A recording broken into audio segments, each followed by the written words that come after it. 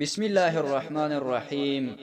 الحمد لله نحمده ونستعينه ونستغفره ونعوذ بالله من شرور أنفسنا ومن سيئات أعمالنا. من يهدي الله فلا مضل له ومن يضل فلا هادي له.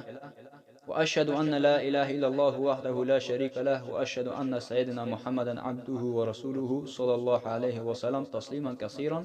عما بعد، قدرمند اوریدونکو، زمونږ د نننۍ درس موضوع ده د جنازې د لمانځه طریقه او د جنازې لمونځ په کوم ځای کې کیږي او د کومو خلکو جنازه کیږي او د کومو جنازه نه کیږي. د نورو لمانځونو په څیر د جنازې لمونځ لپاره هم اودس کول ضروري عمل دی. قبلې لوري ته مخامخ ودرېدل او صفونه برابرول ضروري خبره ده. کوم الفاظ چې د نیت لپاره خلکو کې دود دی دا شرعاً ثابت نه دي، بلکې له ځانه جوړ شوي دي. نیت د زړه عمل دی، په زړه کې نیت کول بسنه کوي. په ژبه د نیت ویل په شریعت کې نشته. لومړی به تکبیر تحریمه یعنی الله اکبر ووایي، بیا به سورت الفاتحه یعنی الحمدلله ولولي، ځکه چې طلحه بن عبدالله رضی الله عنه وایي عبدالله بن عباس رضی الله عنه د جنازې لمونځ وکړلو. د جنازې په لمانځه کې یې سورت فاتحه په لوړ غږ باندې ولوستله. بیا یې د لمانځه نه وروسته وویل، دا مې د دې لپاره په لوړ غږ وویلو چې تاسې پرې پوه شئ چې دا سنت دی. له دې حدیث څخه څرګندېږي چې د جنازې په لمانځه کې قرأت په جهره ښکاره یعنی ښکاره سره لوستل هم روا دي. له سورت فاتحې سره به د قرآن کریم یو څه برخه هم ولولئ. بیا به الله اکبر وایې. له الله اکبر څخه وروسته به درود وایې، اللهم صل علی محمد وعلى آل محمد كما صليت على إبراهيم وعلى آل إبراهيم إنك حميد مجيد. اللهم بارك على محمد وعلى آل محمد كما باركت على إبراهيم وعلى آل إبراهيم إنك حميد مجيد.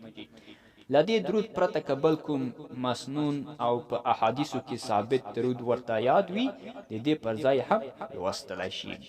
بیا به درې ځله الله اکبر ووایې. له تکبیر څخه وروسته به دغه مصنوي دعاګانې ولولئ. اللهم اغفر لحينا وميتنا وشاهدنا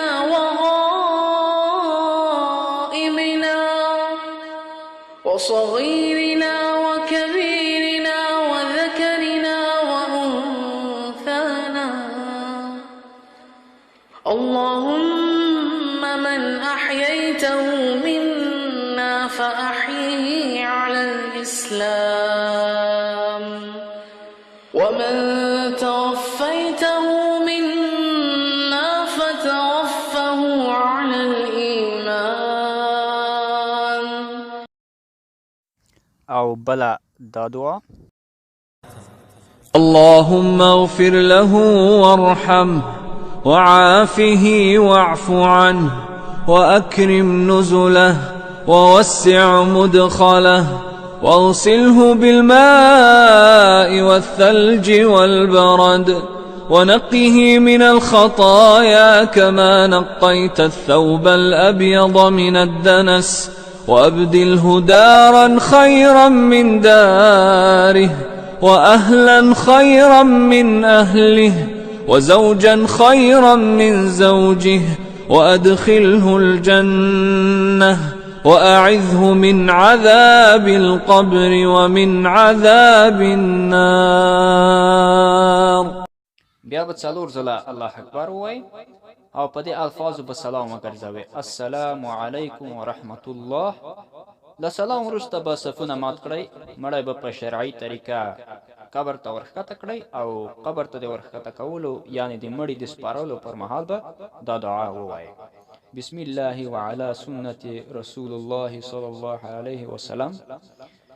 د ماشوم په جنازه کې به له دریم تکبیر څخه وروسته دا دعا وایي، اللهم اجعله لنا فرطا واجعله لنا فرطا، اللهم اجعله لنا أجرا وذخرا، اللهم اجعله لنا شافعا ومشفعا. یا دا دعا اللهم اجعله لنا فرطا وسلفا واجرا. د یادونه وړ ده چې همدا دعا د ماشوم هلک او ماشوم جنۍ دواړو لپاره ویل کېدلی شي. قدرمندو اوریدونکو، دا و د جنازې د لمانځه طریقه. او اوس پوښتنه دا ده چې د جنازې لمونځ کیږي چیرته؟ په دې باندې لومړی حدیث راغلی دی او دا حدیث په صحیح بخاری او صحیح مسلم کې دی، وایي چې په قبر د جنازې لمونځ ادا کول روا دي. د اړتیا په وخت کې په جماعت کې هم د جنازې لمونځ ادا کېدلی شي. حدیث دی په صحیح بخاری او صحیح مسلم کې چې رسول صلی الله علیه وسلم پر سهیل بن بیضا رضی الله عنه باندې په جماعت کې د جنازې لمونځ ادا کړی و. دریم حدیث دی چې د مړي د ښخولو وروسته د هغه پر قبر د جنازې لمونځ ادا کول هم روا دي. او څلورم حدیث دی چې رسول صلی الله علیه وسلم نه په کور کې هم د جنازې لمونځ ادا کول ثابت دي. دویمه پوښتنه دا ده چې د کومو کسانو د جنازې لمونځ کیږي او د کومو نه کیږي. لومړی حدیث دی چې د شهید جنازه کول صحیح دي. دویم حدیث دی چې په غایبانه ډول د جنازې لمونځ ادا کول روا دي. رسول صلی الله علیه وسلم په غایبانه ډول د نجاشي د جنازې لمونځ ادا کړی و. دریم حدیث د الله تعالی په حدودو کې چې مړ شي د جنازې لمونځ پرې ادا کېدلی شي. رسول صلی الله علیه وسلم د خیبر په ورځ پر هغه کس د جنازې لمونځ نه و ادا کړی چې د غنیمت په مال کې یې خیانت کړی و، بلکې خلکو ته یې وویل پر خپل ملګري مو د جنازې لمونځ ادا کړی. بل حدیث دی چې رسول صلی الله علیه وسلم پر پوړوري د جنازې لمونځ نه و ادا کړی، بلکې نورو خلکو ته ویلي وو پر خپل ملګري مو د جنازې لمونځ ادا کړی.